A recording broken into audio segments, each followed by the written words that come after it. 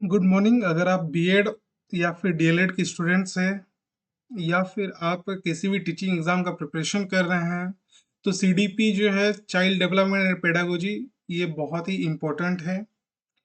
चीज़ें बहुत बार ऐसा होता है कि हम लोग पढ़ना चाहते हैं लेकिन हमको कहीं भी सीक्वेंशियल वे में नहीं मिल रहा है, या फिर कहीं से मेरा कॉन्सेप्ट जो है वो पूरा ही क्लियर नहीं हो रहा है।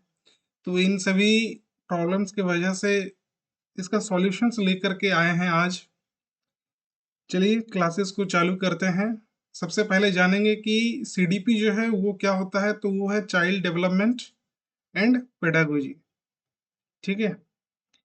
तो आज हम लोग हमारे यूट्यूब चैनल एडुकोनॉमिक्स में सीडीपी के बारे में हम लोग पढ़ेंगे सिक्वेंशियल तरीके से, और मैं कोशिश करूंगा कि आपका जो पूरा कॉन्सेप्ट है उसको मैं क्लियर कर पाऊँ। एडुकोनॉमिक्स में आपका स्वागत है, वेयर इकोनॉमिक्स मीट्स एजुकेशन। ठीक है। तो जो सीडीपी है उसमें दो चीजें आती है, एक है चाइल्ड डेवलपमेंट और एक है पेडागोजी। ठीक है। यहाँ पे हम लोग जो क्लासेस है उसको चालू करेंगे पेडागोजी के कुछ कुछ पार्ट को लेकर के, और उसके साथ साथ चाइल्ड डेवलपमेंट, दोनों ही चीजों को साथ साथ पढ़ते हुए आगे बढ़ेंगे। ठीक है। और जो पूरा कॉन्सेप्ट है, पूरा जो वीडियो है वो दो तीन पार्ट में आएगा, क्योंकि एक ही पार्ट में पूरे सीडीपी को खत्म करना पॉसिबल नहीं है। ठीक है। साथ में जब आप उसके कॉन्सेप्ट के बारे में बात करते हैं सिक्वेंशियल वे में। ठीक है। चलिए क्लासेस को आगे बढ़ाते हैं। पहले हम लोग लर्नर विद्यार्थी के बारे में जान लेते हैं। ठीक है। लर्नर विद्यार्थी या सीखने वाला। ठीक है। मीनिंग देखेंगे सबसे पहले। ए learner is a person who acquires knowledge, skills, values, attitudes through experience and instruction. तो लर्नर कौन होते हैं? वो व्यक्ति होते हैं जो अनुभव और शिक्षण के माध्यम से क्या सीखते हैं? ज्ञान को, कौशल को और व्यवहार को सीखता है। ठीक है।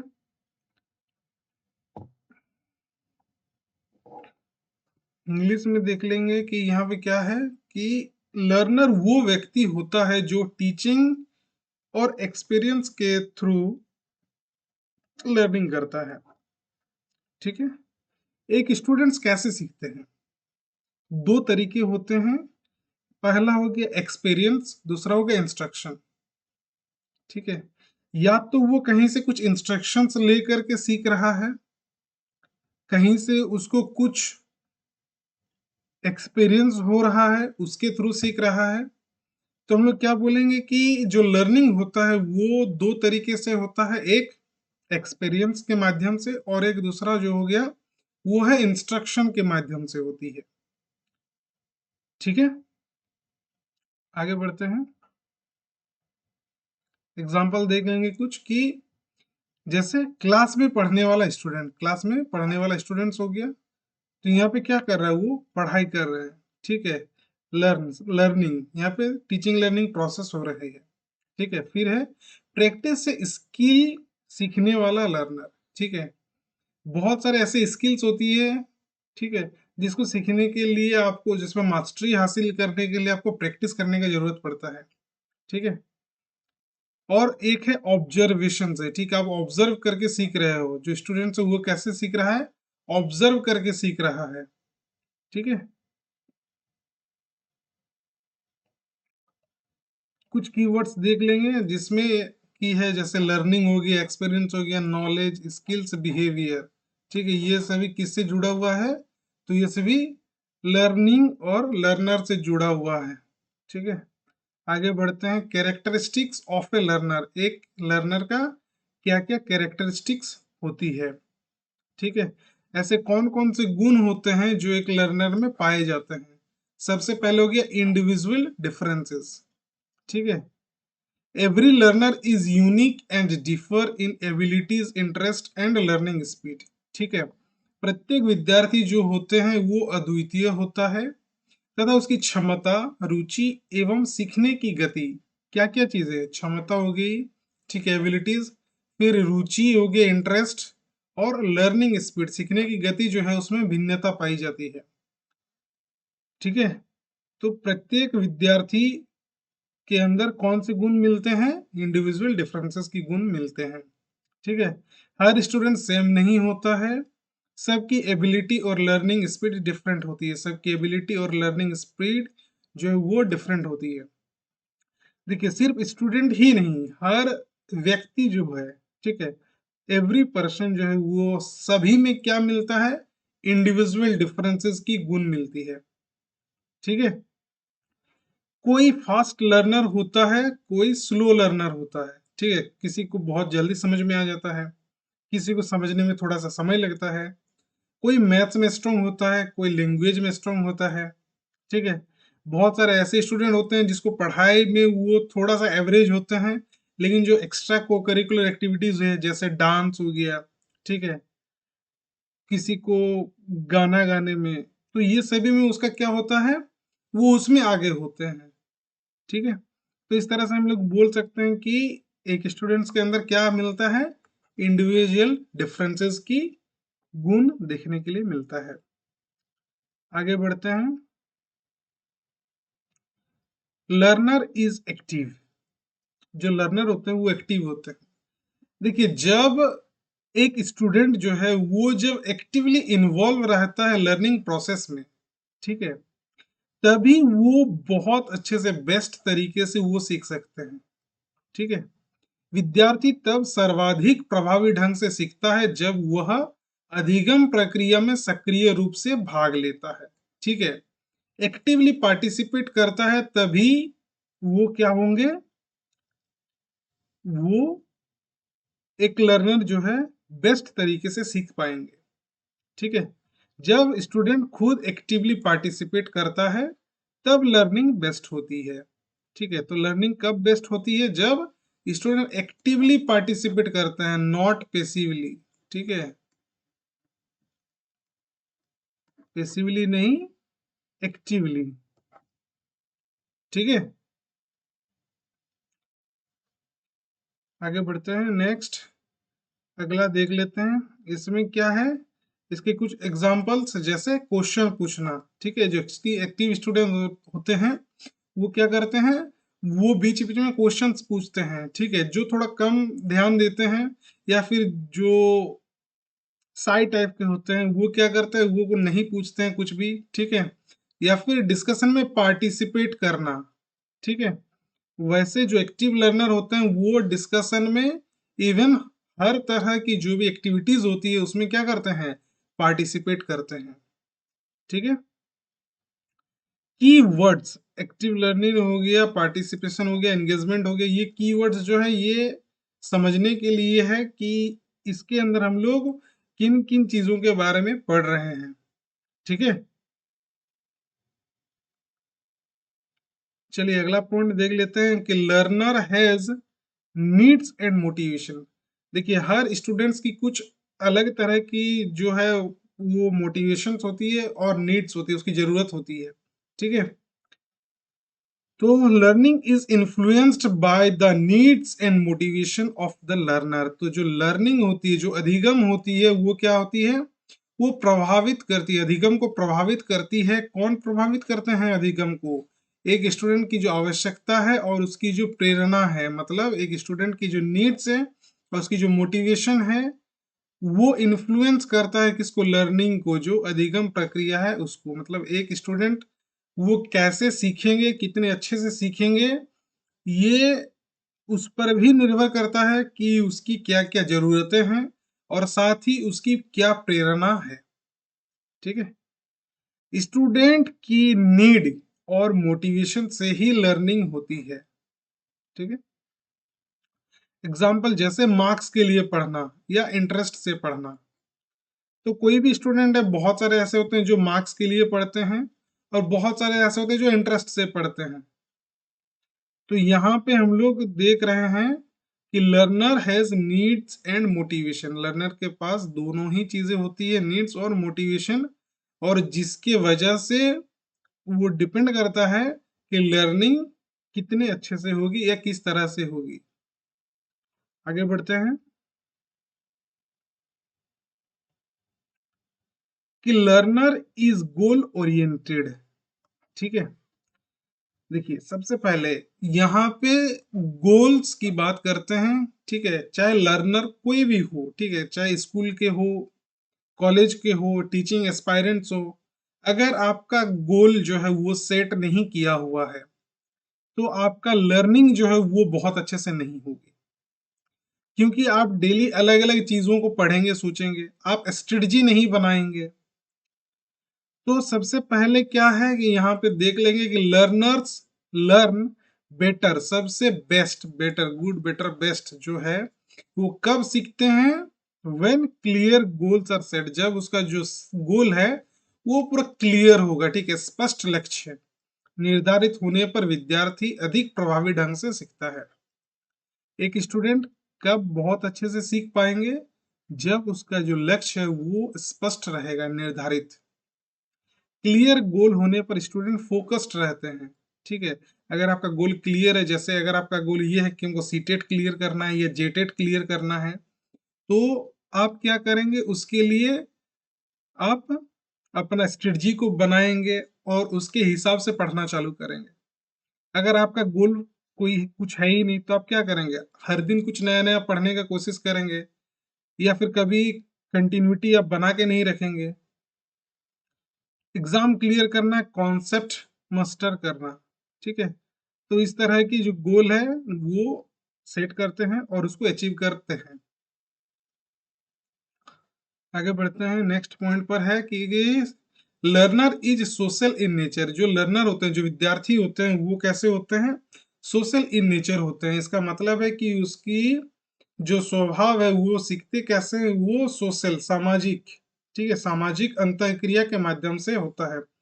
जो अधिगम है वो कैसे होते हैं? सामाजिक अंतःक्रिया के माध्यम से होता है, सोशल इंटरेक्शन। ठीक है, learning takes place through social interaction. जैसे ग्रुप डिस्कशन हो गया या इंटरेक्शन हो गया, उससे लर्निंग बढ़ती है, आप सीखते हैं। जब आप टीम में काम करते हैं, ठीक है, जैसे मान लीजिए एक टीम जिसमें 3-4 जन मिल करके काम कर रहे हैं, तो यहाँ पे क्या होगा? यहाँ पे जो ये चारों है वो सभी सीख पाएंगे। ठीक है, ग्रुप वर्क हो गया, या फिर पीयर लर्निंग, जो दोस्त है, पीयर मतलब क्या होता है यहाँ पे? दोस्त, क्लासमेट। ठीक है, तो वैसे स्टूडेंट जो अपने अगल बगल जो दूसरे दोस्तों से भी सीखते हैं, वहां पे हम लोग इसको बोलेंगे पीयर लर्निंग। तो इस तरह से हम लोग बोल सकते हैं कि जो लर्नर होते हैं वो क्या होते हैं? सोशल इन नेचर होते हैं, वो सामाजिक अंतःक्रिया के माध्यम से अधिगम को या लर्निंग को सीखते हैं। ठीक है, अगला पॉइंट है कि लर्नर्स लर्न्स फ्रॉम एक्सपीरियंस। ठीक है, अनुभव विद्यार्थी के अधिगम में महत्वपूर्ण भूमिका निभाता है। तो अनुभव जो है, एक्सपीरियंस जो है, वो क्या करते हैं? Plays an important role in learning, सीखने में वो सबसे ज्यादा इंपॉर्टेंट रोल प्ले करते हैं। एक्सपीरियंस से लर्निंग स्ट्रांग होती है। ठीक है, आप जैसे जैसे एक्सपीरियंस होते जाएगा आपका, तो आपका जो लर्निंग है वो और भी स्ट्रांग होते जाएंगे। जैसे एक एग्जांपल लेते हैं, यहाँ पे है प्रैक्टिकल वर्क या फिर रियल लाइफ एग्जांपल। ठीक है, अब जैसे कोई मैथ्स का स्टूडेंट है, वो क्या करते हैं? मैथ्स के फॉर्मूलाज जो है, ठीक है, उसको प्रैक्टिस करते हैं, मैथ्स को प्रैक्टिस करते हैं। तब क्या होता है? तब उसमें वो मास्टरी हासिल करते हैं। तब वो आराम से एग्जाम हॉल में भी वो क्या करते हैं? आराम से फ्लो थ्रोली वो मैथ्स को सॉल्व करते जाते हैं। ठीक है, तो इसका मतलब है कि अगर आप प्रैक्टिस करते रहेंगे तो आपका वो एक्सपीरियंस बनता जाएगा, और जब एक्सपीरियंस आपका बनेगा तो आपका जो लर्निंग है वो और स्ट्रांग होती जाएगी। ठीक है, यहाँ पे हम लोग दो चीज के बारे में पढ़ रहे हैं, एक हो गया एक्सपीरियंस और एक हो गया प्रैक्टिस। ठीक है, प्रैक्टिस करने से ही आपका वो एक्सपीरियंस में बदलता है। ठीक है, जैसे एक कार का ड्राइवर है मान लीजिए, ठीक है, अब वो क्या करते हैं? पहला दिन वो गाड़ी को चला रहा है, ठीक है, पहले दिन वो उसको सीखने में पार हो गया। अब वो क्या करेंगे? अगला फिर वो प्रैक्टिस करते रहेंगे, सीखते रहेंगे, सीखते रहेंगे, फिर उसको हम लोग बाद में क्या बोलेंगे? कि ये एक्सपीरियंस्ड ड्राइवर है।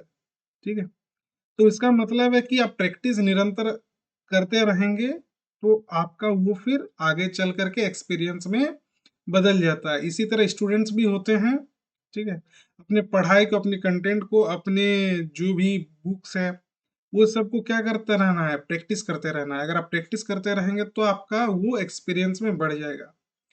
एक जो डांसर है, जो डांस सीखते हैं, वो क्या करते हैं, रेगुलर प्रैक्टिस करते हैं, तब वो उस पे एक्सपीरियंस हो जाते हैं। जो गाना गाते हैं, जो रियाज करते हैं, वो भी प्रैक्टिस करते हैं, तभी जाकर के उसको वो गाना गाने का एक्सपीरियंस होता है। आगे बढ़ते हैं, लर्नर सोज इमोशनल डिफरेंस, ठीक है, विद्यार्थी की भावनात्मक अवस्था उसके अधिगम व्यवहार को प्रभावित करती है, ठीक है।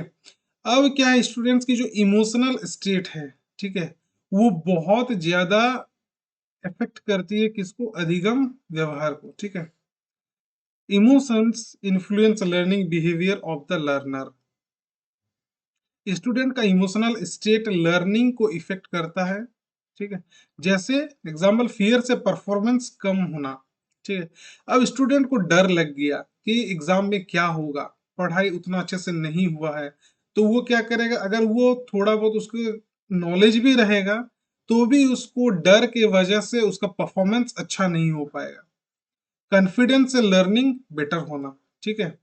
आप चीजों को प्रैक्टिस करेंगे तो आपका क्या होगा, कॉन्फिडेंस बिल्ड होगा। जब कॉन्फिडेंस बिल्ड होगा तो आपका जो लर्निंग है वो और बेटर होगी, ठीक है। कुछ यहाँ पे हम लोग एग्जाम की हाइलाइट्स देख लेते हैं जो एग्जाम से रिलेटेड है, मतलब आपको एग्जाम में हेल्प आएगा। जैसे लर्नर जो होता है वो क्या होता है, learner is active not passive, ठीक है, ये पेसिव नहीं होते, ये एक्टिव होते हैं। लर्नर शोज इंडिविजुअल डिफरेंसेस, इसमें इंडिविजुअल डिफरेंसेस हम लोगों को देखने मिलता है। मोटिवेशन इंक्रीज लर्निंग इफिशियंसी, अगर आप मोटिवेटेड रहेंगे तो आपकी जो लर्निंग इफिशियंसी वो और बढ़ते जाएंगे। Learning is social and experiential, ठीक है, जो लर्निंग है, जो अधिगम है, वो इस तरह के होते हैं, सोशल मतलब सामाजिक अंतःक्रिया, और साथ ही एक्सपीरियंशियल, ठीक है। फिर आगे बढ़ते हैं, teacher should adopt learner centred approach, जो टीचर है उसको कैसे, कौन सा अप्रोच को एडॉप्ट करना चाहिए, तो लर्नर सेंटर्ड अप्रोच को एडॉप्ट करना चाहिए, ठीक है। आगे और कुछ पॉइंट्स है जो एग्जाम पॉइंट ऑफ व्यू से इंपॉर्टेंट है। जैसे लर्नर सेंटर्ड एजुकेशन को हम लोग क्या बोलते हैं, चाइल्ड फोकस्ड। इसमें क्या है, कौन कौन फोकस्ड रहता है, चाइल्ड फोकस्ड रहता है, ठीक है। एक्टिव पार्टिसिपेशन से क्या होती है, बेटर लर्निंग होती है। इंडिविजुअल डिफरेंस, व्यक्तिगत भिन्नता, एक ही विधि सभी के लिए उपयुक्त नहीं होती है। यहाँ पे टीचर को समझना है कि बच्चे के अंदर इंडिविजुअल डिफरेंसेस होता है, जिसके वजह से हम लोग सिर्फ एक ही मेथड से सभी स्टूडेंट्स को नहीं पढ़ा सकते हैं, सभी के लिए हमको अलग अलग मेथड्स को यूज करना पड़ेगा। फिर अनुभव, अनुभव मतलब परमानेंट लर्निंग, ठीक है। अगर आपके अनुभव में चेंज हो रहा है, इसका मतलब है कि आप जो लर्निंग है वो परमानेंट हो रही है, ठीक है। देखिए, लर्निंग दो तरह की चीजें होती है, ठीक है। लर्निंग दो तरह की होती है, एक होता है टेम्पोररी और एक होती है परमानेंट। जो टेम्पोररी लर्निंग होता है उसको हम लोग एक्सपीरियंस नहीं बोलेंगे, जो परमानेंट लर्निंग होती है उसको हम लोग एक्सपीरियंस बोलेंगे। मतलब जो आपके व्यवहार में हमेशा के लिए परिवर्तन कर रहे हैं, आपका बिहेवियर हमेशा के लिए चेंज हो रहा है, तो उसको परमानेंट लर्निंग या फिर एक्सपीरियंस हम लोग कहेंगे। ऐसा नहीं होगा कि एक दिन आप में कुछ बदलाव देखने को मिला, फिर अगला दिन वो बदलाव नहीं देखने को मिला, फिर भी हम लोग उसको एक्सपीरियंस बोलेंगे, तो ये नहीं होता है, इस तरह से नहीं होता है।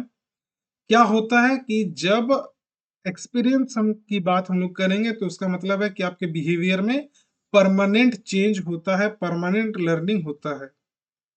Moving to the next part, okay. अब आ गए टीचर के बारे में, ठीक है, पहले टीचर के बारे में देख लेते हैं। Teacher, a teacher is a person who guides, facilitates and support the learning process of student, ठीक है। शिक्षक वो व्यक्ति होता है जो विद्यार्थी के अधिगम को दिशा प्रदान करता है तथा उसके सर्वांगीण विकास में सहायक होता है। ठीक है, एक मिनट बात कर लेते हैं पहले कि देखिए, जो सीडीपी है इसमें चाइल्ड डेवलपमेंट और पेडागोजी दोनों ही चीजें हैं।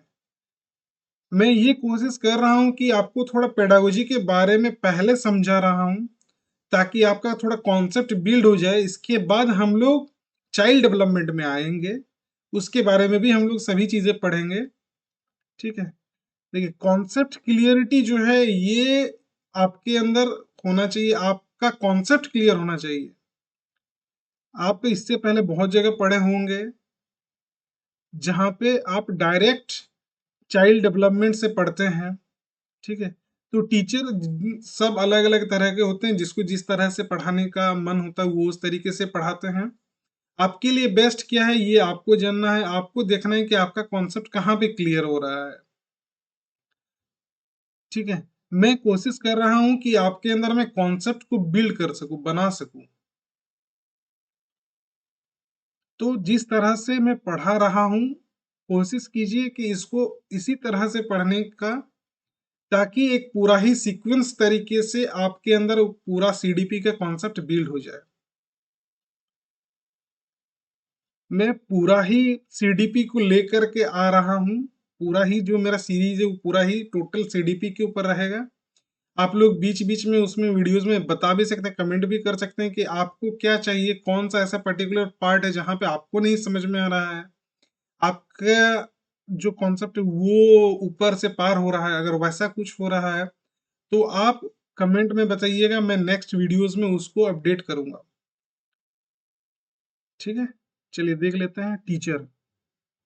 A teacher is a person who guides, facilitate and support the learning process of student. शिक्षक वो व्यक्ति होता है जो विद्यार्थियों के अधिगम को दिशा प्रदान करता है तथा उनके सर्वांगीण विकास में सहायता या सहायक होते हैं। ठीक है, तो टीचर को हम लोग यहाँ पे किन किन नाम से जान गए, जैसे गाइड्स हो गया, मतलब गाइड, फिर फैसिलिटेटर्स, सपोर्टर्स। ठीक है, एग्जाम्पल देखते हैं कि टीचर कॉन्सेप्ट को इजी लैंग्वेज में एक्सप्लेन करता है। टीचर क्या करते हैं कि जो भी कॉन्सेप्ट है उसको इजी लैंग्वेज में एक्सप्लेन करता है। जैसे मैं यहाँ पे सीडीपी का जो कॉन्सेप्ट है उसको इजी लैंग्वेज में आप लोगों को एक्सप्लेन कर रहा हूँ। टीचर स्टूडेंट को गाइड करता है, सिर्फ बोलता नहीं है। टीचर सिर्फ नहीं, ये नहीं बोलता है कि ये करना है। टीचर क्या करते हैं, स्टूडेंट को गाइड करते हैं। तो यहाँ पे हम लोग क्या देख रहे हैं कि गाइडेंस हो गया, लर्निंग हो गया, सपोर्ट, डेवलपमेंट, ये सभी चीजें जो है टीचर से जुड़ी हुई चीजें हैं। देखिए, सीडीपी के जो पूरा कॉन्सेप्ट है ये एग्जाम बेस्ड है। ये जो अभी जो वीडियोस आ रहा है, जो क्लासेस हो रही है, ये एग्जाम बेस्ड है। एग्जाम से पहले आपका जो कॉन्सेप्ट है वो क्लियर करने के लिए ये वीडियो लेकर के आए हैं। इसके बाद और भी वीडियोस आएंगे जो जहाँ पे आप पूरा फुल कॉन्सेप्ट और प्रीवियस ईयर क्वेश्चंस, वो सब का भी हम लोग आगे चर्चा करेंगे। लेकिन अभी जो ये लगातार जो ये सीरीज आ रहा है, इसमें पूरा ही आपका एग्जाम फोकस्ड है। एग्जाम पर आपके लिए क्या इंपॉर्टेंट है उसको लेकर के आए हैं। आगे बढ़ते हैं। Characteristics of a good teacher, एक अच्छे शिक्षक की विशेषताएं। Teacher is knowledgeable. एक good teacher has sound knowledge of the subject.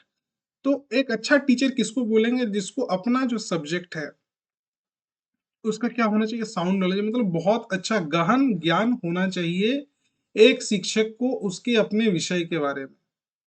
जैसे टीचर कॉन्सेप्ट को रियल लाइफ एग्जांपल से समझाते हैं, स्टूडेंट के डाउट को क्लियर आंसर देता है। तो इस तरह की चीजें जो है वो वही टीचर कर पाएंगे जिसका खुद का कॉन्सेप्ट क्लियर रहता हो। ठीक है, जिसको अपने सब्जेक्ट के बारे में अच्छे से नॉलेज हो। तो एक अच्छा टीचर में कौन सा क्वालिटी देखने के लिए मिलता है, सबसे पहले teacher is knowledgeable. Next point की ओर बढ़ते हैं। अगला, teacher is student centred. A good teacher focuses on the needs and abilities of learner. एक अच्छा शिक्षक विद्यार्थी की आवश्यकता और क्षमता को ध्यान में रखकर शिक्षण करता है। इसका मतलब है कि एक टीचर जो है वो किन किन चीजों के ऊपर फोकस करता है, बच्चे के नीड्स, उसकी क्या क्या जरूरत है, साथ ही उसकी कितनी क्षमता है, इसके आधार पर वो क्या करते हैं, पढ़ाते हैं, ताकि बच्चे को, जो एक क्लासरूम के अंदर जितने भी स्टूडेंट्स हैं सभी को समझ में आए। उस तरह से वो अपनी डिजाइन करते हैं टीचिंग को। स्लो लर्नर के लिए एक्स्ट्रा सपोर्ट देना, ठीक है। जो स्लो लर्नर होते हैं, वैसे स्टूडेंट जिसको तुरंत नहीं समझ में आता, उसको जिसको समझने में थोड़ा सा समय लगता है, उसके लिए क्या आता है, एक्स्ट्रा सपोर्ट देना। फिर एक डिफरेंट स्टूडेंट के लिए डिफरेंट मेथड यूज करना, अलग अलग स्टूडेंट के लिए अलग अलग मेथड यूज करना।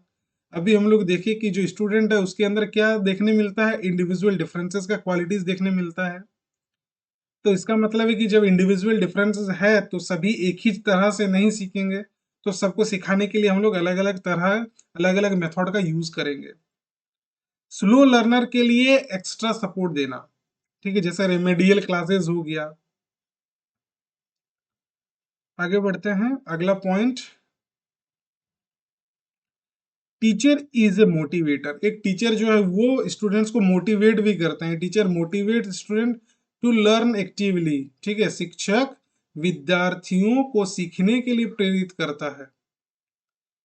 जैसे एग्जांपल, प्रेज देकर कॉन्फिडेंस बढ़ाना, स्टूडेंट को ट्राई करने के लिए इनकरेज करना कि शाबाश, बहुत अच्छा, बहुत अच्छे से कर रहे हो, ठीक है, बहुत आगे तक जाओगे। मोटिवेशन हो गया, इनकरेजमेंट हो गया, इंटरेस्ट हो गया, ठीक है। जैसे आप कैसे मोटिवेट कर सकते हैं अपने स्टूडेंट्स को, जैसे आप मान लीजिए कि आप कुछ क्वेश्चंस दिए हैं जिसका आंसर वो लिखे हैं कॉपी में, तो आप वेरी गुड बोले, ठीक है। कॉपी में उसको वेरी गुड लिख करके दिए जब आप कॉपी चेक किए, ठीक है। किसी को आपने क्लास के, जो आप लेक्चर जब ले रहे थे क्लास में, तब आपने किसी स्टूडेंट्स को उठाया, उसको कुछ क्वेश्चंस पूछे, कुछ सवाल जवाब हुआ, उसके बाद आपने उसको प्रेज किया कि चलो बहुत बढ़िया, बहुत अच्छा बोले, ठीक है, ताली बजाइए इनके लिए। तो ये सभी जो चीजें हैं, इससे क्या होते हैं, इससे बच्चे मोटिवेट होते हैं, एनकरेज होते हैं, ठीक है। तो टीचर क्या है, एक टीचर एक मोटिवेटर भी है। आगे बढ़ते हैं, teacher is emotionally balanced. A good teacher understands the emotional need of learner. देखिए, बच्चे के अंदर जो भावनात्मक आवश्यकताएं होती है, एक अच्छे टीचर वो होते हैं जो वो भावनात्मक आवश्यकताओं को समझते हैं। तो जैसे वीक स्टूडेंट्स को इम्ब्रेस ना करें, ठीक है, कि जो स्टूडेंट वैसे हैं जिसको नहीं उतने अच्छे से समझ में आ रहा, जो थोड़ा वीक है, जो स्लो लर्नर है, तो उसको पूरा क्लास के अंदर इम्प्रेस करने की जरूरत नहीं है। इस तरह की काम नहीं करना है। और ये जो है, वो टीचर इसको अच्छे से समझ पाएंगे जो इमोशनली बैलेंस्ड होंगे। मिस्टेक पर सपोर्ट देना इंसल्ट नहीं, ठीक है। आपसे अगर किसी स्टूडेंट से कुछ गलती हो जाता है, कुछ मिस्टेक हो जाता है, तो आपको उसको इंसल्ट नहीं करना है, ठीक है। आपको क्या करना है, उसको सपोर्ट करना है, आपको बताना है कि नहीं, गलती होता है, इंसान से ही गलती होता है, ठीक है। जो लर्निंग होता है वो तभी पता चलता है जब आप इरोर करते हैं, गलती होती है, गलती से ही जो सीखना है वो समझ में आता है कि हाँ, हम गलती कर रहे हैं, इसका मतलब मैं जरूर सीख रहा हूँ, ठीक है। आगे बढ़ते हैं, teacher is flexible. A teacher should be flexible in teaching methods. एक टीचर को कैसा होना चाहिए, फ्लेक्सिबल होना चाहिए टीचिंग मेथड्स में। इसका मतलब है कि फ्लेक्सिबल मतलब है कि वो एक जगह से दूसरा जगह, एक मेथड से दूसरा मेथड मूव कर सके, इस तरह का अपन टीचर को होना चाहिए कि वो अलग अलग मेथड का यूज कर सके। शिक्षक को शिक्षण विधियों में लचीला होना चाहिए, जैसे टॉपिक के अकॉर्डिंग मेथड चूज करना। आपका अलग अलग टॉपिक होगा तो आप अलग अलग तरीके से पढ़ा सकते हैं। जैसे उसके बाद क्या है, लेक्चर प्लस एक्टिविटी दोनों यूज करना, ठीक है। जैसे टॉपिक के अकॉर्डिंग मेथड चेंज करना, कैसे कर सकते हैं, जैसे मान लीजिए कि मैं एक इकोनॉमिक्स का एक टॉपिक के बारे में बात कर रहा हूं, जैसे पॉवर्टी, ठीक है। अब इसके लिए क्या क्या मेथड में यूज कर सकता हूँ, जैसे मैं कुछ कुछ फोटोज दिखा सकता हूँ इंडिया के अलग अलग स्टेट्स में, जहां पर जो गरीब लोग हैं उन लोगों का जो फोटोज है उसको मैं दिखा सकता हूँ। ठीक है, फिर मैं ग्राफ दिखा सकता हूँ। तो यहाँ पे फोटोज हो गया,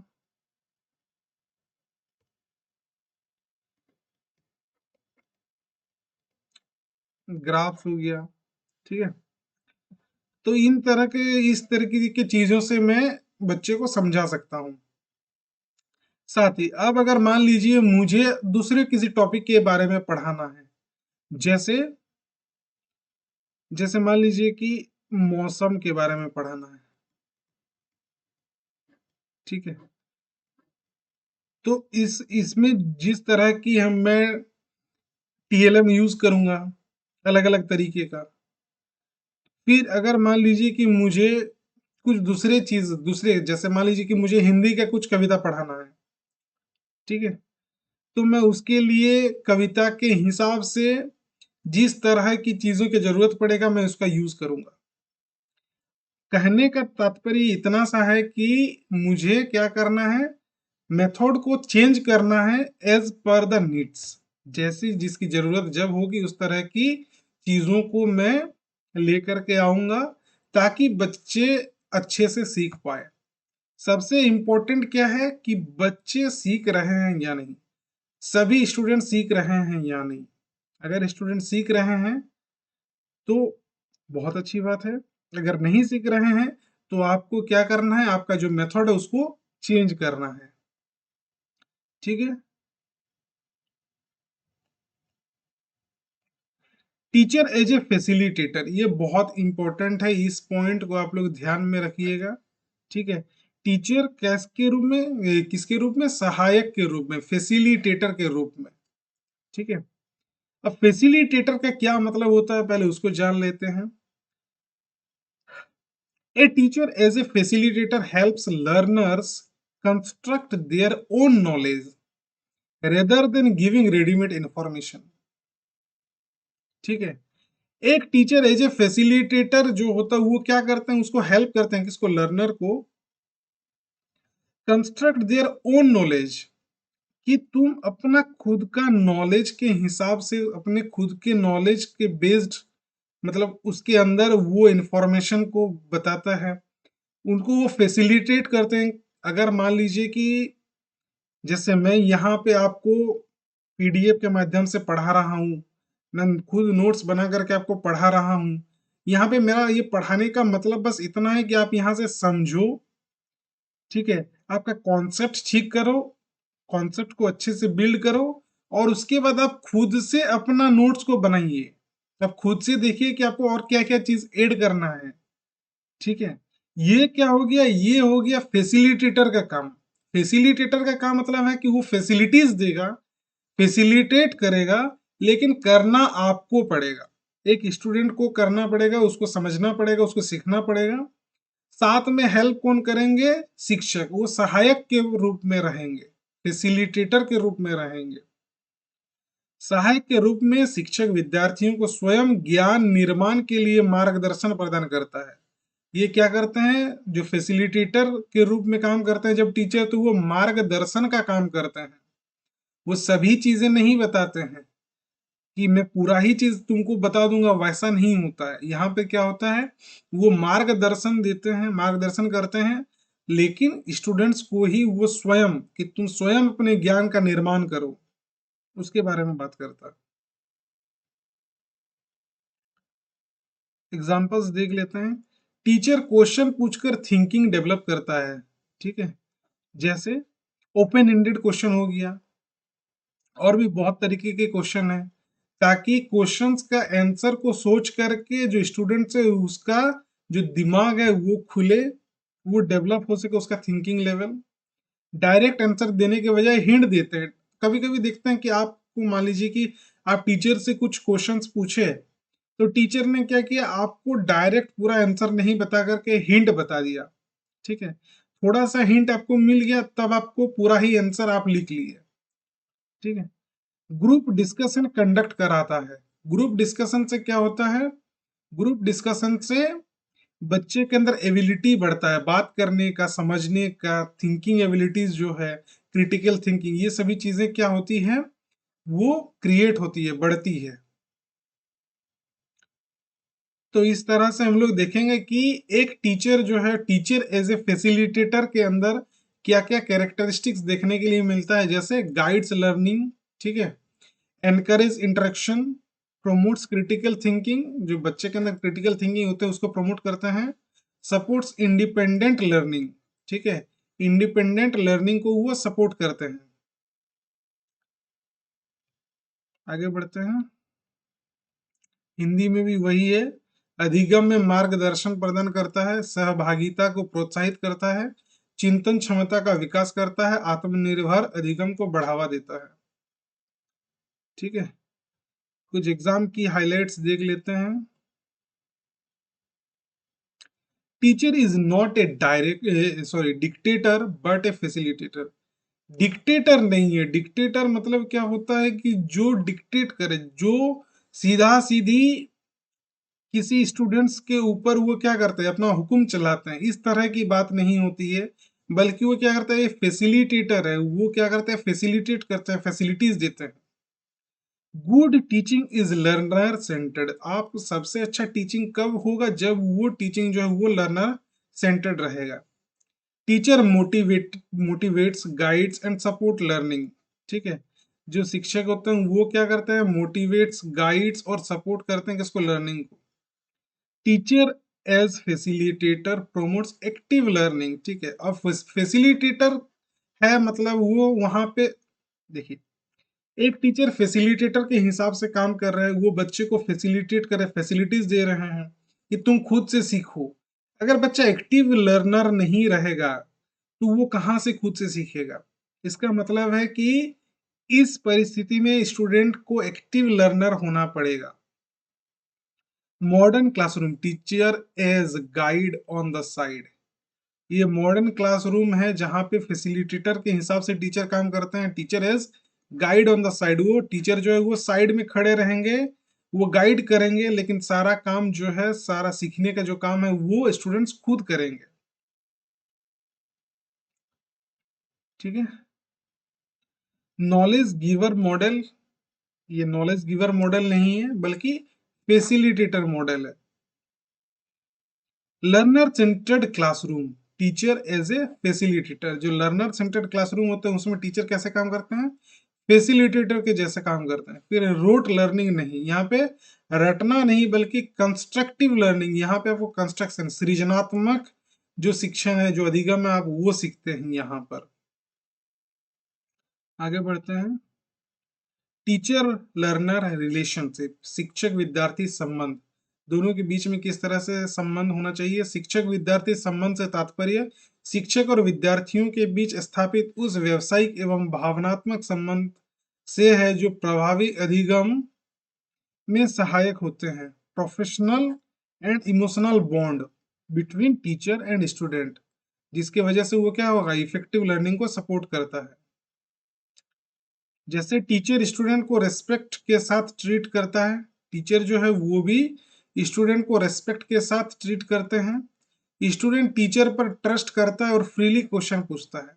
ठीक है, आप एक टीचर है, आपको अपने स्टूडेंट्स का भी रिस्पेक्ट करना पड़ेगा और जो स्टूडेंट है उसको भी अपने टीचर का रेस्पेक्ट करना पड़ेगा। साथ ही स्टूडेंट जो है वो टीचर पर ट्रस्ट करता है और वो तब जाकर के फ्रीली क्वेश्चन पूछ सकता है। बच्चे के अंदर वो डर नहीं होना चाहिए कि टीचर को पूछेंगे तो टीचर गुस्सा करेंगे, पता नहीं क्या बोलेंगे, तो वो नहीं होना चाहिए। फ्रेंडली बिहेवियर रहना चाहिए टीचर का, जिससे स्टूडेंट उससे डरे नहीं बल्कि फ्रीली क्वेश्चन पूछ सके। आगे बढ़ते हैं, characteristics of healthy teacher relationship, इसमें क्या क्या कैरेक्टरिस्टिक्स होना चाहिए। एक स्वस्थ शिक्षक से विद्यार्थी संबंध की विशेषताएं, जैसे सबसे पहले हो गया म्यूचुअल रेस्पेक्ट, दोनों का ही आपस में रेस्पेक्ट होना चाहिए, दोनों एक दूसरे का जो है इज्जत करना चाहिए, रेस्पेक्ट करना चाहिए। Effective learning takes place when there is mutual respect between teacher and learner. शिक्षक और विद्यार्थी के बीच परस्पर सम्मान होने पर अधिगम अधिक प्रभावी होता है। ठीक है, टीचर स्टूडेंट की बात पेशेंटली सुनता है, ठीक है। एक टीचर जो है वो स्टूडेंट की बात पेशेंटली सुनता है, साथ ही स्टूडेंट टीचर के इंस्ट्रक्शंस फॉलो करते हैं। जो स्टूडेंट है वो टीचर जिस तरह से इंस्ट्रक्शन देते हैं उसको फॉलो करते हैं। अगला पॉइंट है ट्रस्ट एंड कॉन्फिडेंस। विश्वास शिक्षक और trust between teacher and learner enhance confidence and participation. एक शिक्षक और विद्यार्थी के बीच में जो ट्रस्ट है, वो ट्रस्ट बने रहने से ही विद्यार्थी के अंदर सेल्फ कॉन्फिडेंस भी बिल्ड होगा और वो हर चीज में पार्टिसिपेट भी करेगा, पार्टिसिपेशन भी बढ़ेगा, ठीक है। स्टूडेंट डाउट क्लियर करने में हेजिटेट नहीं करता है। टीचर स्टूडेंट की एबिलिटी पर भरोसा करता है। इसका मतलब है कि अगर वहां पे दोनों के बीच में ट्रस्ट रहेगा, विश्वास रहेगा, तो बच्चे को कुछ भी डाउट हो वो जाकर के टीचर से पूछेंगे। और टीचर को स्टूडेंट की एबिलिटी पर भरोसा होता है। तो इस तरह से ट्रस्ट और कॉन्फिडेंस दोनों ही चीज जो है ये एक हेल्दी रिलेशनशिप का कैरेक्टरिस्टिक्स है। आगे बढ़ते हैं। Emotional support. A supportive teacher help learner feel emotionally secure. समर्थन देने वाला शिक्षक विद्यार्थियों को भावनात्मक सुरक्षा प्रदान करता है। जैसे वीक स्टूडेंट को मोटिवेट करना, फेलियर पर स्कोल्ड नहीं, सपोर्ट देना, ठीक है। किसी को डांटना नहीं, उसको सपोर्ट करना। अगर उसको नहीं समझ में आ रहा है तो उसको समझाना। इमोशनली सपोर्ट और सिक्योरिटी प्रदान करना। तो इमोशनली सपोर्ट जो है ये भावनात्मक सुरक्षा, समर्थन देने वाले शिक्षक विद्यार्थियों को भावनात्मक सुरक्षा प्रदान करते हैं। इसका मतलब है वो टीचर जो सपोर्टिव होते हैं वो स्टूडेंट को कैसे देखते हैं, उसके अंदर इमोशनली उनको सिक्योरिटी प्रदान करते हैं। अगला है open communication. Open communication promote better understanding and learning. खुला संप्रेषण बेहतर समझ एवं अधिगम को बढ़ावा देता है। स्टूडेंट फ्रीली ओपिनियन शेयर करता है। एक स्टूडेंट जो है वो फ्रीली अपना ओपिनियन को शेयर करते हैं। टीचर फीडबैक इनकरेज करता है। जो टीचर होता है वो फीडबैक को इनकरेज करते हैं। इस तरह से हम लोग बोलते हैं कि ओपन कम्युनिकेशन। ओपन कम्युनिकेशन में क्या होता है? अच्छा, ओपन कम्युनिकेशन में हम लोग दोनों का ही बात कर रहे हैं, two way process.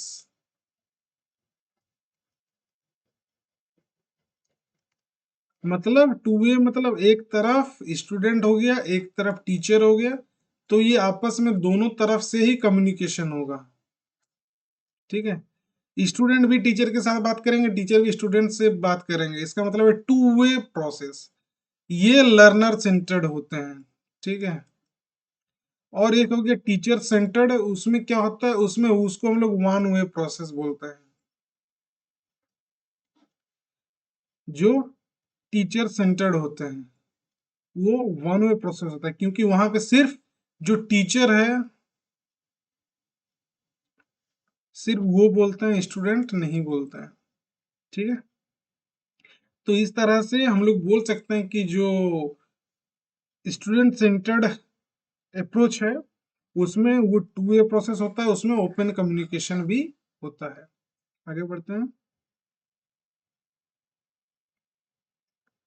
Democratic relationship. A democratic teacher learner relationship encourage active learning, ठीक है।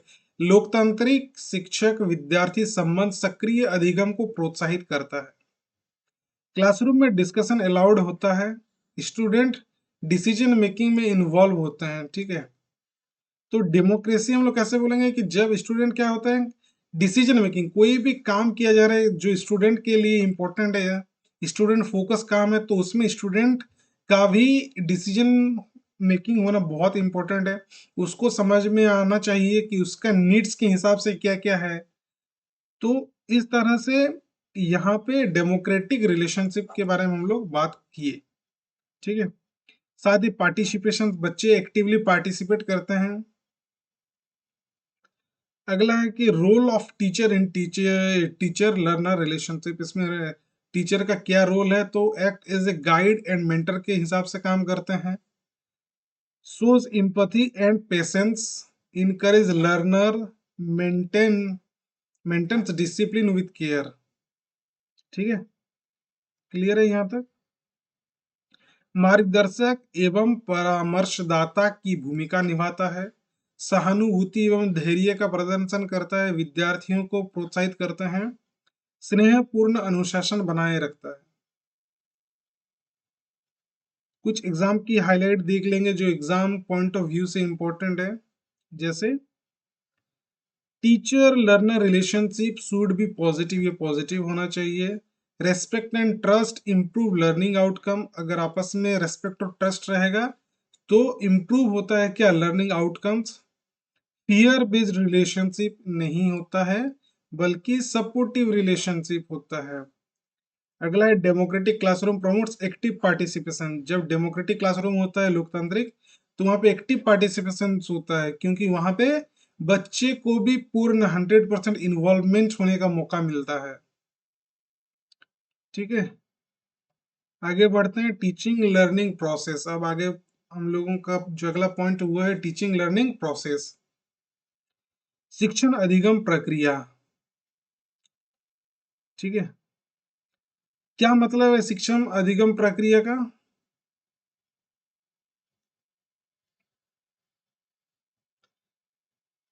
Teaching learning process is an interactive process in which the teacher facilitates learning and the learner actively construct knowledge। शिक्षण अधिगम प्रक्रिया एक पारस्परिक प्रक्रिया है जिसमें शिक्षक मार्गदर्शन करता है तथा विद्यार्थी सक्रिय रूप से ज्ञान का निर्माण करता है। टीचिंग लर्निंग प्रोसेस में यहाँ पे दो काम होती है। पहला काम है शिक्षक क्या काम करता है, मार्गदर्शन का काम करते हैं, फैसिलिटेट्स लर्निंग, तथा जो विद्यार्थी होते हैं वो क्या करते हैं, सक्रिय रूप से ज्ञान का निर्माण करते हैं, लर्नर एक्टिवली कंस्ट्रक्ट नॉलेज। ठीक है, टीचर कॉन्सेप्ट एक्सप्लेन करता है और स्टूडेंट क्वेश्चन पूछता है, क्लास में डिस्कशन से लर्निंग होती है। आगे बढ़ते हैं nature of teaching learning process. सबसे पहले interactive process. Teaching learning is A two way interaction between teacher and learner. अभी हम लोग बात किए टू वे प्रोसेस के बारे में। ठीक है, द्विपक्षीय अंतःक्रिया। आगे बढ़ते हैं एग्जाम्पल, स्टूडेंट डाउट पूछता है, टीचर रेस्पॉन्ड करता है, हो गया two way process. Two way process को हम लोग इंटरेक्शन बोलते हैं, जहां पे स्टूडेंट और टीचर के बीच में इंटरेक्शन होता है। फिर अगला है लर्नर सेंटर्ड अप्रोच, ये learner centred process. Learning is most effective when the learner is at the centre of the process. सबसे अच्छा, सबसे प्रभावी ढंग से अधिगम कब होता है, जब शिक्षण प्रक्रिया में विद्यार्थी केंद्र में होता है, लर्नर सेंटर्ड होता है। ठीक है, स्टूडेंट एक्टिविटी के थ्रू सीखता है। यहाँ पे क्या होता है, स्टूडेंट जो वो एक्टिविटी के थ्रू सीखता है, टीचर सिर्फ गाइड करता है। ठीक है, लर्नर सेंटर्ड एक्टिव पार्टिसिपेशन। फिर एक goal oriented process. Teaching learning process is directed towards predetermined goal. पहले से पूर्व निर्धारित लक्ष्यों की ओर निर्देशित होती है जो शिक्षण अधिगम प्रक्रिया होती है। इसका मतलब है कि लेसन ऑब्जेक्टिव पहले से बताया जाता है कि जो अब आप सीखेंगे, कोई लेसन को पढ़ेंगे तो उससे आपको क्या क्या चीजें समझ में आएगी ये आपको पहले से पता होगा।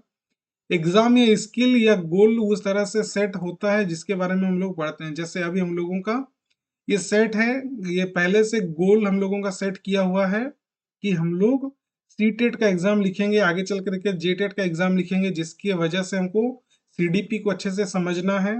ये हम लोगों का ऑलरेडी प्री डिटरमाइंड गोल है। ठीक है, तो गोल ओरिएंटेड प्रोसेस हो गया। फिर एक continuous process. Teaching learning is A continuous and life long process.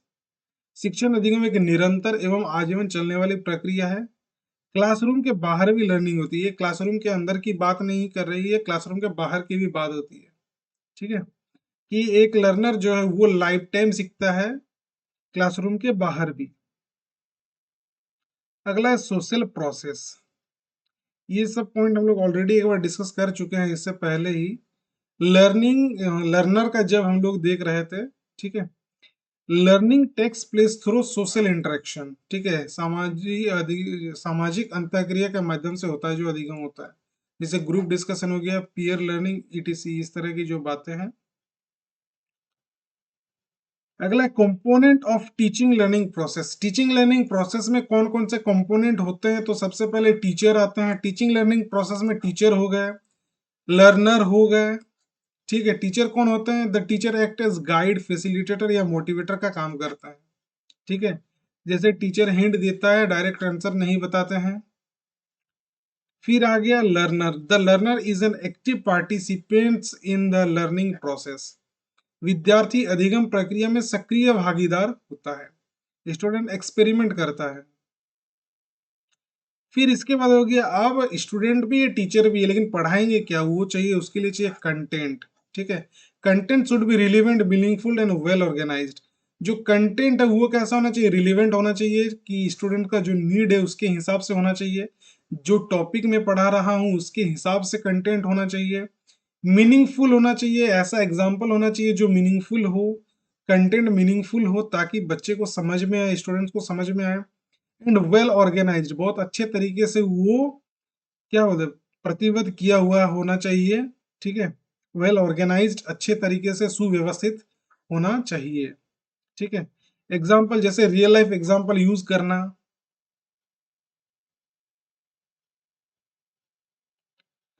फिर उसके बाद आता है कि टीचिंग मेथड। आपके पास सिर्फ कंटेंट होने से नहीं होता, आप किस मेथड से पढ़ाएंगे वो भी इंपॉर्टेंट है। Appropriate methods enhance effective learning. जो लर्निंग है, जो इफेक्टिव लर्निंग है, उसको इनहेंस कौन करता है? कि आप किस मेथड से पढ़ा रहे हैं, कौन सा टीचिंग मेथड को यूज कर रहे हैं। उपयुक्त शिक्षक विधियां प्रभावी अधिगम को बढ़ावा देती है। एक्टिविटी मेथड, डिस्कशन मेथड, ये और भी बहुत सारे अलग अलग और भी मेथड होते हैं, हम लोग आगे पढ़ेंगे। तो ये जो मेथड्स है ये क्या है, ये इसका यूज करके हम लोग अलग अलग तरह के मेथड यूज करके टीचिंग लर्निंग प्रोसेस को अंजाम देते हैं। अगला है लर्निंग इन्वायरमेंट। अब लर्निंग इन्वायरमेंट भी होना चाहिए, आपके पास वैसे वातावरण भी होना चाहिए जहां पर बच्चे जो है अच्छे से सीख सके, सकारात्मक पॉजिटिव इन्वायरमेंट होना चाहिए। तो एक पॉजिटिव इन्वायरमेंट क्या करता है? बेटर लर्निंग को प्रमोट करते हैं, ठीक है। फियर फ्री क्लासरूम होना चाहिए, और भी जो क्लासरूम की जो भी बेसिक नीड्स है वो कंप्लीट होना चाहिए, ठीक है। आगे बढ़ते हैं, कुछ एग्जाम की हाइलाइट्स और एमसीक्यू मेमोरी पॉइंट्स देख लेंगे। जैसे teaching not equal to telling. बताना और पढ़ाना दो अलग अलग चीज है, ठीक है।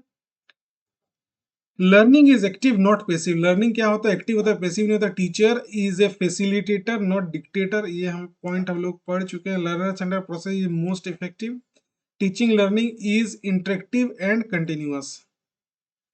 Best learning occur when learner is active, ठीक है। Modern classroom teacher facilitator.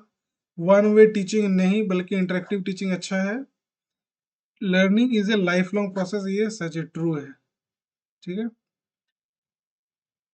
आगे बढ़ते हैं, लर्नर सेंटर्ड क्लासरूम, ठीक है। ए learner centred classroom is one in which student actively participate. बच्चे कैसे होते हैं? एक्टिवली पार्टिसिपेट करते हैं टीचिंग लर्निंग प्रोसेस में, और टीचर फैसिलिटेटर के हिसाब से काम करता है। टीचर जो होता है लेक्चर कम करते हैं और एक्टिविटी ज्यादा कराते हैं, ताकि बच्चे सीख सके एक्टिविटी से। स्टूडेंट डिस्कशन में एक्टिवली इन्वॉल्व होते हैं, जो स्टूडेंट होते हैं वो एक्टिवली इन्वॉल्व होते हैं डिस्कशन में, ठीक है। फिर एक characteristics of learner centred classroom. तो सबसे पहले एक्टिव पार्टिसिपेशन ऑफ लर्नर होना चाहिए। जो विद्यार्थी है वो कक्षा में कैसे होने चाहिए? सक्रिय रूप से भाग लेते हो, ठीक है। जैसे ग्रुप वर्क हो गया, रोल प्ले हो गया, डिस्कशन हो गया। तो जब स्टूडेंट एक्टिव पार्टिसिपेशन करता है लर्नर में, लर्नर जो है एक्टिव पार्टिसिपेशन करते हैं लर्निंग में, तो ही वो क्या होता है? एक लर्नर सेंटर्ड क्लासरूम हम लोग कहेंगे उसको। अगला पॉइंट है टीचर एज ए फैसिलिटेटर। इस बारे में हम लोग इससे पहले भी बात की कि टीचर किसके हिसाब से काम करते हैं, कैसे काम करते हैं। वो गाइड या support learning rather than dominating it. वो किसी के ऊपर नियंत्रण नहीं करते हैं, बल्कि उसको मार्गदर्शन एवं सहयोग प्रदान करते हैं। ठीक है। अगला है फोकस ऑन इंडिविजुअल डिफरेंसेस। इसके बारे में भी हम लोग बात कर चुके हैं ऑलरेडी। इंडिविजुअल डिफरेंसेस देखने को मिलता है स्टूडेंट्स के अंदर, और जिस क्लासरूम में वो फोकस्ड रहता है, जिस क्लासरूम में हम लोग इंडिविजुअल डिफरेंसेस के बारे में बात करते हैं, उस पर उसको ऊपर ध्यान रखते हैं, तो उसको हम लोग कहेंगे लर्नर सेंटर्ड क्लासरूम। ठीक है। व्यक्तिगत विभिन्नताओं का सम्मान किया जाता है विद्यार्थियों के अंदर, जो देखने के लिए मिलता है। स्लो लर्नर के लिए एक्स्ट्रा टाइम दिया जाता है। Different task for different student. ठीक है। फिर डेमोक्रेटिक क्लासरूम क्लाइमेट। कक्षा का वातावरण लोकतांत्रिक एवं सहयोगात्मक होना चाहिए। The classroom environment is democratic and supportive. ऐसा इस तरह से होना चाहिए कि स्टूडेंट अपना ओपिनियन जो है वो फ्रीली शेयर कर सके। अगला है लर्निंग थ्रू एक्सपीरियंसेस। बच्चे कैसे सीखते हैं? Learning is based on activities and real life experiences. Project work हो गया, प्रैक्टिकल एक्टिविटीज हो गया, जिसके वजह से बच्चे खुद काम करके सीखते हैं। अधिगम गतिविधियों में वास्तविक जीवन के अनुभवों पर आधारित होती है। अगला है role of teacher in learner centred classroom. जैसे प्लान्स लर्निंग एक्टिविटीज हो गया, एनकरेज क्वेश्चनिंग हो गया। ठीक है। ये योजना बनाते हैं, प्रश्न पूछते हैं। ठीक है। प्रश्न पूछने के लिए प्रोत्साहित करते हैं, बच्चे को बताया जाता है कि क्वेश्चंस पूछो, डरो मत। ठीक है। Support independent learning. आत्मनिर्भर अधिगम को बढ़ावा देता है, प्रतिपुष्टि प्रदान करता है। ठीक है। एग्जाम की हाईलाइट कुछ देख लेते हैं। जैसे लर्नर सेंटर्ड क्लासरूम मतलब एक्टिव लर्निंग हो गया। ठीक है। टीचर फैसिलिटेटर के हिसाब से काम करता है, ये हम लोग ऑलरेडी देख चुके हैं। स्टूडेंट एक्टिव होता है लर्नर सेंटर में, ये देख चुके हैं। आगे बढ़ते हैं। लर्निंग। ठीक है। अब देखते हैं लर्निंग क्या है। Learning is a relatively permanent change in behaviour that occur as a result of experience and practice. देखिए, इसका हम इसीलिए पहले बात कर रहे थे कि लर्निंग क्या है। Learning is relatively permanent change. अगर आपके बिहेवियर में, ठीक है, कोई भी आपका एक्सपीरियंस या प्रैक्टिस के वजह से आपके बिहेवियर में परमानेंट चेंज हो रही है, तो हम लोग उसको लर्निंग बोलेंगे। अधिगम अनुभव एवं अभ्यास के परिणाम स्वरूप व्यवहार में होने वाले अपेक्षाकृत स्थायी परिवर्तन है। ठीक है। आप किसी चीज को सीख रहे हैं एक्सपीरियंस और प्रैक्टिस के माध्यम से, अगर आपके जीवन में, आपके व्यवहार में वो परमानेंट चेंज हो गया, तो ही उसको हम लोग लर्निंग बोलेंगे। जैसे प्रैक्टिस से हैंडराइटिंग इंप्रूव होना। आप लगातार प्रैक्टिस करेंगे, आपका हैंडराइटिंग इंप्रूव हुआ, तो आपका वो परमानेंट चेंज हो गया बिहेवियर में। साइकिल चलाना सीखना। ठीक है। जब आप साइकिल चलाना सीखते हैं तो क्या होता है, वो आपके बिहेवियर में एक परमानेंट चेंज हो जाता है। फिर अगला है nature of learning. Learning is A continuous process. Life long process और कंटिन्यूअस प्रोसेस होता है। अधिगम एक निरंतर एवं आजीवन चलने वाली प्रक्रिया है। क्लासरूम के बाद भी लर्निंग होती रहती है। ठीक है। कंटिन्यूअस और लाइफ लॉन्ग। अगला है learning is goal oriented. Learning क्या होता है? गोल ओरिएंटेड होता है। आप किसी भी स्पेसिफिक गोल्स को अचीव करने के लिए आप सीखते हैं। ठीक है। चाहे जैसे एग्जाम क्लियर करना हो गया, स्किल डेवलप करना हो गया, इस तरह की चीजें हैं। अगला है learning is active. Learning occur best when learner is actively involve. इसकी बात हम लोग कर चुके हैं कि विद्यार्थी सक्रिय रूप से भाग लेते हैं, तभी वो अधिगम जो है वो प्रभावी होते हैं। जैसे एक्टिविटी बेस्ड लर्निंग हो गया, डिस्कशन में पार्टिसिपेट करना हो गया। अगला है लर्निंग ब्रिंग्स बिहेवियरल चेंजेस। आपके व्यवहार में जब परिवर्तन होता है तभी हम लोग उसको लर्निंग कहते हैं, लेकिन वो परिवर्तन जो है वो परमानेंट होना चाहिए।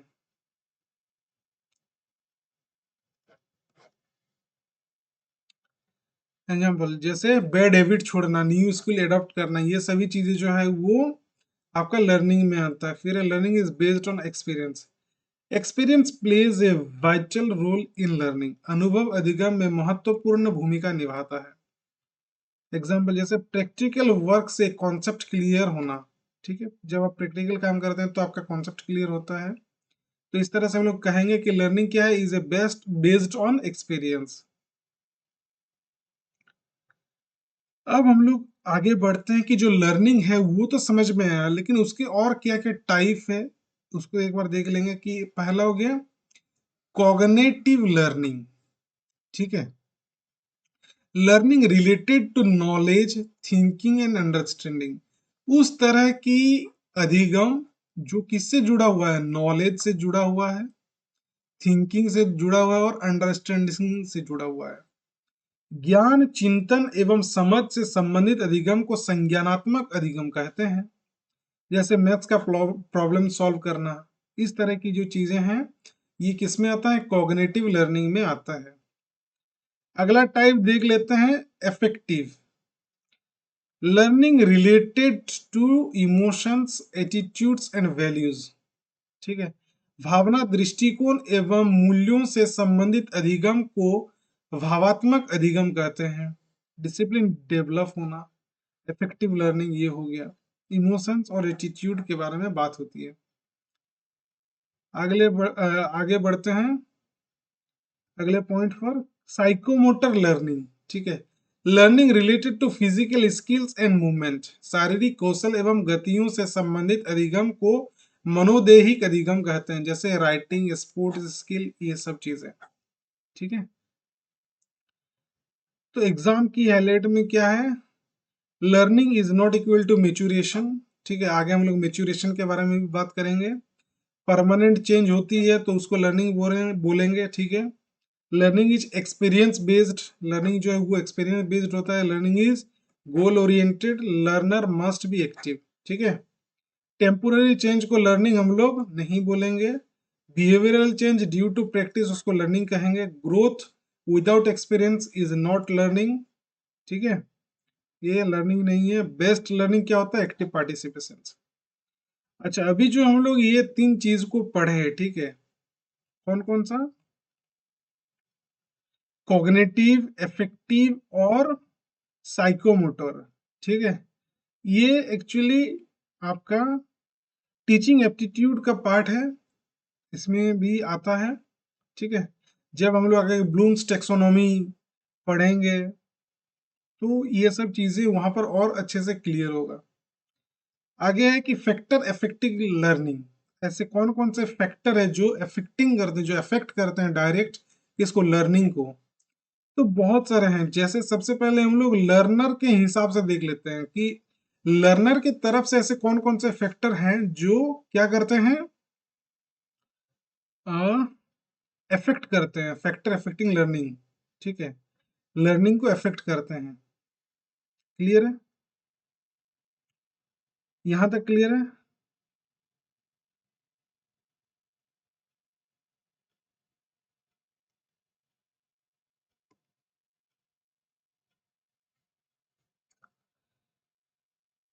एक सेकेंड,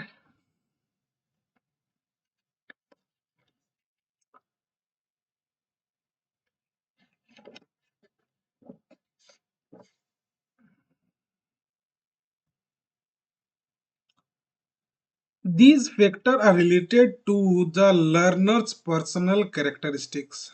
ये जो फैक्टर है ये बच्चे के व्यक्तिगत विशेषताओं से जुड़े होते हैं। जैसे एज हो गया, इंटेलिजेंस हो गया, मोटिवेशन हो गया, interest, attitude, previous knowledge, learning style, ये सभी जो चीजें हैं जिसके वजह से क्या होता है, लर्निंग में वो इफेक्ट पहुंचाता है। A motivated student with good prior knowledge learns faster than an uninterested students। यहाँ पे देखिए क्या बताया जा रहा है, एक वैसे स्टूडेंट जो मोटिवेटेड है, ठीक है, और जिसके पास प्रियर नॉलेज, इससे पहले प्रीवियस नॉलेज भी उसका अच्छा है, तो वो क्या हो जाएगा, वो फास्ट लर्नर होगा, वो उसको चीजें जल्दी समझ में आएगा। एन अनइंटरेस्टेड स्टूडेंट, वैसे किसके तुलना में, जो अनइंटरेस्टेड स्टूडेंट है, जिसको इंटरेस्ट नहीं है पढ़ने के ऊपर, अगला है teacher related factors.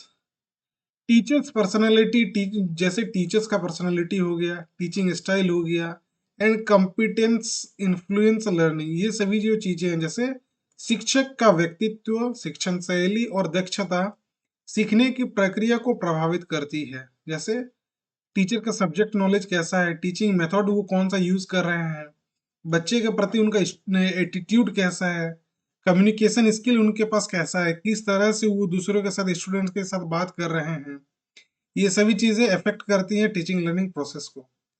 A friendly and supportive teacher increase student participation बढ़ा सकते हैं। कंटेंट या subject related factors, nature and difficulty level of the subject matter affect learning. अब लर्निंग जो है अधिगम, वो अफेक्टेड होता है सब्जेक्ट मैटर के लेवल से, कि उसका लेवल जो है वो डिफिकल्टी लेवल किस तरह से है उस सब्जेक्ट मैटर का, और उसका नेचर कैसा है। विषय वस्तु की प्रकृति और कठिनाई स्तर सीखने को प्रभावित करता है। ठीक है। Abstract versus concrete content, logical organisation, इस तरह की चीजें जो है इसमें इंक्लूड होती है। Relevance to real life, example English में हम लोग देखते हैं कि student learn better when concept are explain with real life example. जैसे आपको भी क्या चीजें जल्दी समझ में आता है, अगर रियल लाइफ एग्जाम्पल दिया जाए तो वो आपको जल्दी समझ में आता है। फिर अगला है environmental factors. Physical and social environment plays an important role in learning. Physical and social environment plays an important role in learning. जैसे क्लासरूम लाइटिंग हो गया, नॉइज हो गया, सिटिंग अरेंजमेंट हो गया, पीयर ग्रुप हो गया, ये सभी चीजें क्या है, ये सभी चीजें फैक्टर है। ठीक है, ये आपके इन्वायरमेंट, आपके वहां का जो वातावरण है उसको वो बनाता है। ये अगर पॉजिटिव रहा तो लर्निंग जो है वो बहुत अच्छे से होगा। अगर ये पॉजिटिव नहीं रहा, अगर इसमें डिस्टरबेंस हो गया तो कहीं ना कहीं वो लर्निंग को भी डिस्टर्ब करेगा। A noisy classroom reduce concentration and learning efficiency. ठीक है, आगे बढ़ते हैं। Psychological factors, mental and emotional conditions affect learning outcomes. मानसिक और भावनात्मक स्थितियां सीखने के परिणाम को प्रभावित करती है। ठीक है, mental and emotional conditions affect learning outcomes. जैसे स्ट्रेस हो गया, एंजाइटी हो गया, सेल्फ कॉन्फिडेंस, इमोशनल स्टेबिलिटी। अगर स्टूडेंट स्ट्रेस में रहेंगे या टीचर स्ट्रेस में रहेंगे तो लर्निंग जो है कहीं ना कहीं वो अफेक्टेड होगा। एंजाइटी, बच्चे के अंदर एंजाइटी रहेगा तो वो पढ़ाई पर ध्यान नहीं दे पाएंगे। बच्चे का सेल्फ कॉन्फिडेंस अगर लो रहेगा तो वो ध्यान नहीं दे पाएंगे, तो फिर जो लर्निंग है वो डायरेक्टली अफेक्टेड होगा। इमोशनल स्टेबिलिटी अगर नहीं रहेगा, ठीक है, अगर बच्चे इमोशनली डिस्टर्ब रहेंगे तो भी वो वहां पर पार्टिसिपेट अच्छे से नहीं कर पाएंगे, और कहीं ना कहीं वो वापस से जाकर के लर्निंग जो है वो आपका डिस्टर्ब हो जाएगी। Fear of failure can block learning even in intelligent student. Fear of failure, fail होने का जो डर है, उससे क्या होता है, उसकी वजह से जो लर्निंग है वो रुक जाती है, भले ही क्या ना इन intelligent students.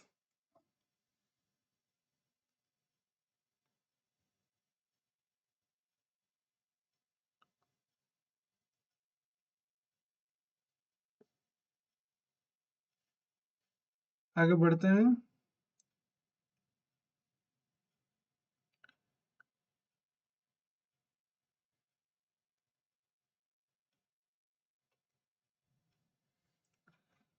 Motivation, motivation is a driving force behind learning. ठीक है, प्रेरणा सीखने की मुख्य शक्ति होती है। ठीक है, आप तभी सीख सकेंगे, प्रेरणा सीखने की मुख्य शक्ति होती है। ठीक है, आप प्रेरित होंगे, आपके पास प्रेरणा होगी, आप मोटिवेटेड होंगे, तभी आप चीजों को सीख सकते हैं। मोटिवेशन दो तरह की होती है, intrinsic motivation, extrinsic motivation. Motivation के बारे में हम लोग आगे और पढ़ेंगे, डिटेल में पढ़ेंगे, इसी वीडियो में आगे पढ़ेंगे, ठीक है। फिर टीचिंग लर्निंग मेथड, अलग अलग मेथड को जब यूज किया जाता है, जैसे appropriate methods enhance understanding and retention.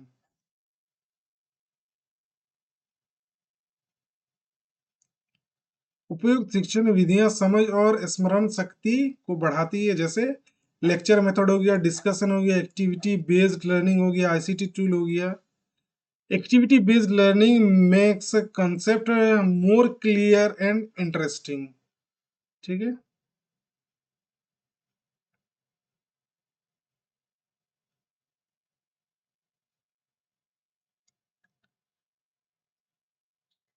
आगे बढ़ते हैं।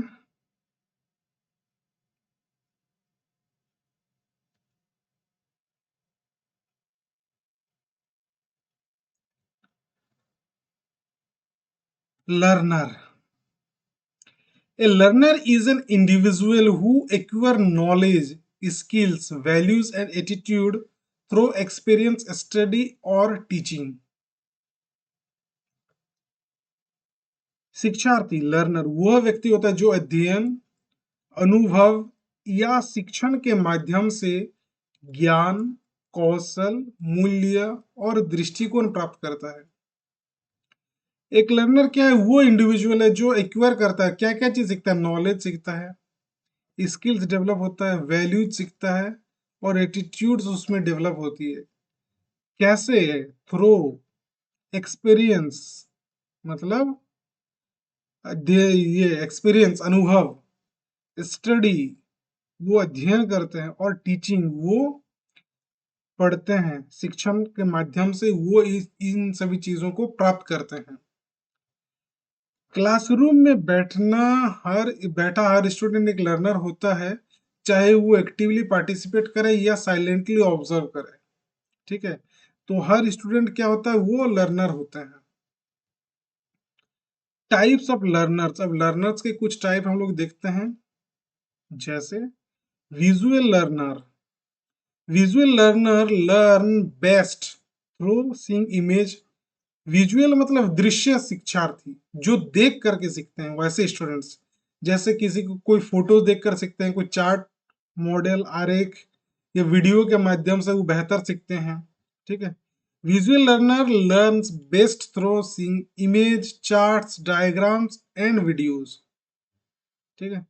जो स्टूडेंट डायग्राम देख कर कॉन्सेप्ट तुरंत समझ लेता है, वो विजुअल लर्नर होता है, ठीक है। उसको हम लोग विजुअल लर्नर कहते हैं। विजुअल लर्नर मतलब जो देख करके जल्दी सीखते हैं। फिर ये ऑडिटोरी लर्नर, श्रवण शिक्षार्थी। कैसे शिक्षार्थी? श्रवण शिक्षार्थी, auditory learner. Auditory learner learn effectively through listening, discussion and verbal explanation. जो सुन करके या चर्चा के माध्यम से या मौखिक व्याख्या से बेहतर सीखते हैं, उसको हम लोग ऑडिटोरी लर्नर कहते हैं। जैसे कोई लेक्चर सुन रहा है, कोई पॉडकास्ट सुन रहा है, ठीक है। जैसे बहुत कोई ऐसे होते हैं जिसको पॉडकास्ट सुनने में बहुत अच्छा लगता है, वो उसे तुरंत समझ लेते हैं। पहले के जमाने में जैसे लोग एफएम रेडियो को सुन करके चीजों को समझते थे, मैच वगैरह को क्या करते थे, जो क्रिकेट मैच होते थे उनको एफएम में सुनते थे, तो वो ऑडिटरी लर्नर होते, समाचार सुनते थे, ठीक है।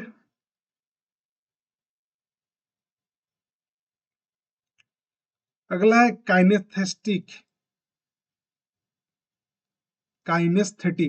Learner. Kinesthetic learner learn best through physical activity, जैसे हैंड्स ऑन एक्सपीरियंस या फिर मूवमेंट। गतिशील शिक्षार्थी वे होते हैं जो क्रियाओं, प्रयोगों और गतिविधियों के माध्यम से सीखता है। जो स्टूडेंट एक्टिविटी, एक्सपेरिमेंट या रोल प्ले से जल्दी सीख लेता है, वो काइनेस्थेटिक लर्नर होता है, ठीक है। मैं वीडियो को ऑफ कर देता हूँ ताकि अच्छे से समझ में आए, लाइट कट हो गया है। नेक्स्ट है स्लो लर्नर।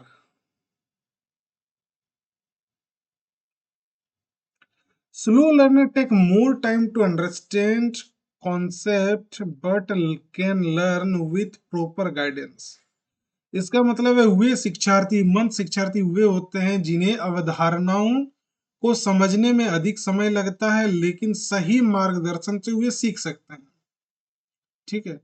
स्लो लर्नर का मतलब है कि उसको कॉन्सेप्ट जो है वो थोड़ा सा समय लगता है उसको सीखने में, लेकिन अगर उसको सही डायरेक्शन, सही गाइडेंस, प्रॉपर गाइडेंस मिले तो वो अच्छे से सीख सकते हैं। एक्स्ट्रा एक्सप्लेनेशन और प्रैक्टिस से स्लो लर्नर भी अच्छा स्कोर कर सकता है। इसके लिए हम लोग और क्या क्या उपाय करते हैं, जैसे रेमेडियल टीचिंग का हम लोग बात करते हैं। ठीक है, रेमेडियल की टीचिंग के बारे में हम लोग बात करते हैं। Gifted learner show high intellectual ability, gifted learner show high intellectual ability and learn faster than average learners. Gifted हम लोग किसको बोलेंगे? जो एवरेज लर्नर्स होते हैं उससे तेज गति से, फास्टर, उससे जल्दी वो क्या करते हैं, वो सीखते हैं चीजों को। ठीक है, और जिनकी बौद्धिक क्षमता सामान्य से अधिक होती है वे तेजी से सीखते हैं। उस तरह के स्टूडेंट्स को हम लोग क्या बोलते हैं? उस तरह के स्टूडेंट्स को हम लोग कहते हैं गिफ्टेड लर्नर। ठीक है,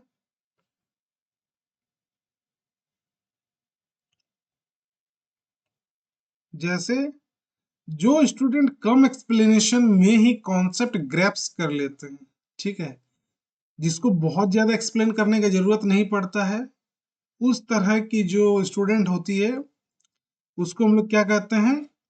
गिफ्टेड लर्नर कहते हैं। फिर अगला है active learner. Active learners participate actively in classroom activities and discussion. सक्रिय शिक्षार्थी वे होते हैं जो कक्षा की गतिविधियों और चर्चाओं में सक्रिय रूप से भाग लेते हैं। जो स्टूडेंट क्वेश्चंस पूछता है और डिस्कशन में इन्वॉल्व होता है वे एक्टिव लर्नर होते हैं। और इसके ऑपोजिट हो गया पैसिव लर्नर।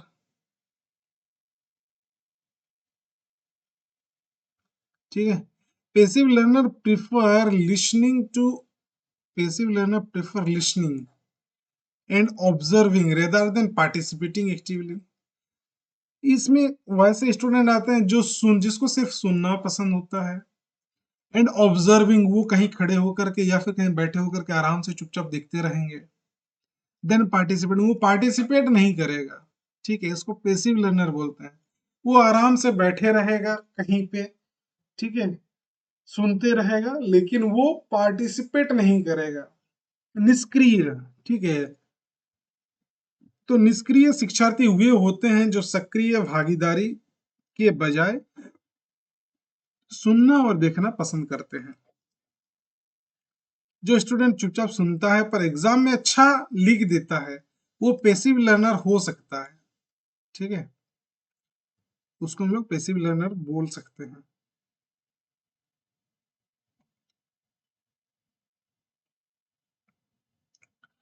अगला है learners characteristics. Physical characteristics of learner. Physical characteristics पहले देख लेते हैं। Physical characteristics refer to the bodily growth, health, motor skills and physical abilities of learners. शारीरिक विशेषताएं शिक्षार्थियों की शारीरिक वृद्धि, स्वास्थ्य, शारीरिक क्षमता तथा मोटर कौशल से संबंधित होती है। ठीक है, ये आगे जब हम लोग यहाँ पे डेवलपमेंट का पढ़ेंगे तब इस चीज को हम लोग वहां पर और अच्छे से कनेक्ट करके समझ पाएंगे। ठीक है, physical growth affect learning abilities. ठीक है, good health support better concentration. अगर किसी स्टूडेंट्स का हेल्थ अच्छा रहेगा, गुड रहेगा, तो ही वो क्या कर पाएगा, बहुत अच्छे से कंसंट्रेट कर पाएगा चीजों के ऊपर। Physical growth affect learning ability. ठीक है, किसी के फिजिकल एबिलिटी जिस तरह से ग्रो रहेगा उसी हिसाब से उसका जो लर्निंग एबिलिटी है वो भी अफेक्ट करेगा। Motor development helps in writing and activities. ठीक है, जो मोटर डेवलपमेंट होती है, जैसे gross motor development, fine motor development, वो उससे क्या होता है, राइटिंग में वो इम्पोर्टेंट होता है, उसमें हेल्प करता है।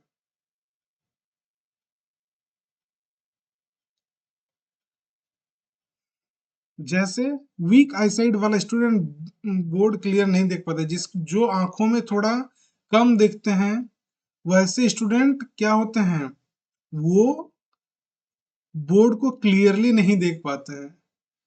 उसके अलावा और एक एग्जांपल है कि हेल्दी चाइल्ड क्लासरूम एक्टिविटीज में ज्यादा एक्टिव होते हैं।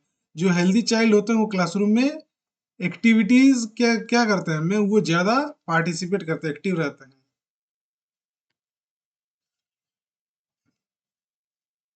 ठीक है। Cognitive characteristics of learner. Cognitive characteristics related to mental process such as thinking. Cognitive मतलब संज्ञानात्मक, संज्ञानात्मक मतलब जो दिमाग से जुड़ा हुआ रहे। ठीक है। जैसे सोचने की चीजें हो गया, समझने का चीजें हो गया, तर्क करना, स्मृति, बुद्धि तथा समस्या समाधान, प्रॉब्लम सॉल्विंग। ठीक है, ये सभी चीजें कॉग्निटिव कैरेक्टरिस्टिक से जुड़ा हुआ है। थिंकिंग हो गया, रीजनिंग हो गया, मेमोरी, इंटेलिजेंस, प्रॉब्लम सॉल्विंग, ये जो चीजें हैं, ये किससे जुड़ा हुआ है, ये मेंटल प्रोसेस से जुड़ा हुआ है। मतलब ये एक स्टूडेंट का कॉग्निटिव कैरेक्टरिस्टिक्स के बारे में बात करते हैं। ठीक है। Learner differ in intelligence and understanding. Memory plays an important role in learning.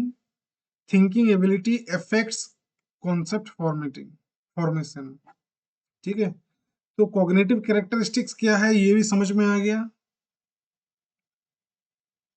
कुछ स्टूडेंट कॉन्सेप्ट जल्दी समझ में आता है किसी को, और किसी किसी को तो बार बार रिवीजन करना पड़ता है।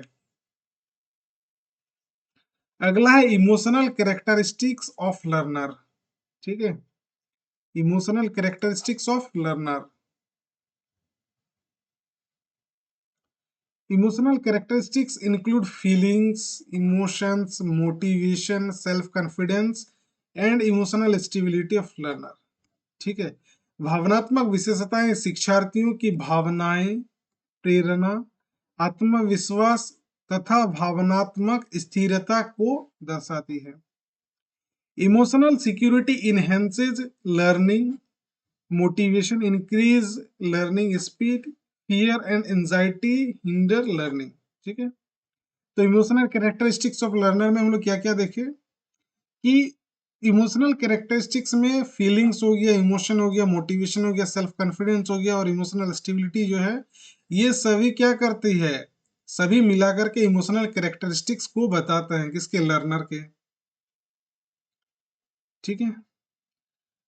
जैसे अप्रिसिएटेड स्टूडेंट और अच्छा परफॉर्म करता है, जिसको आप बोलोगे कि नहीं तुम वेरी गुड, तुम बहुत अच्छा किए। ठीक है। वो और ज्यादा काम करने के लिए, और ज्यादा पढ़ाई करने के लिए, और ज्यादा क्वेश्चन के आंसर करने के लिए वो तत्पर रहता है। अगला है फियरफुल स्टूडेंट, क्वेश्चन पूछने से हेजिटेट करते हैं। वैसे स्टूडेंट जिसको डर लगा रहता है, तो वो क्या करते हैं, वो क्वेश्चन पूछते ही नहीं, वो हेजिटेट करते हैं। ठीक है।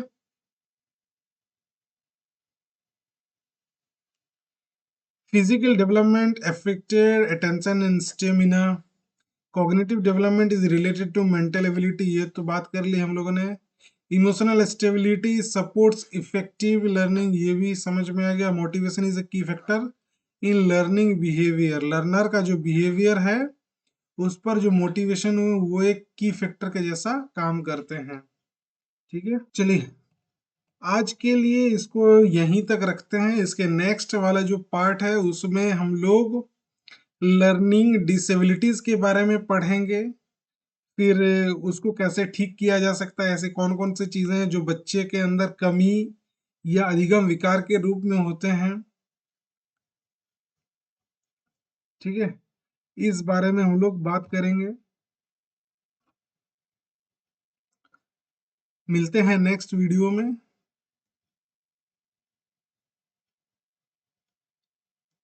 तो ये सभी चीजें जो है हम लोग उस टाइम पे पढ़ेंगे। आज के लिए इतना ही।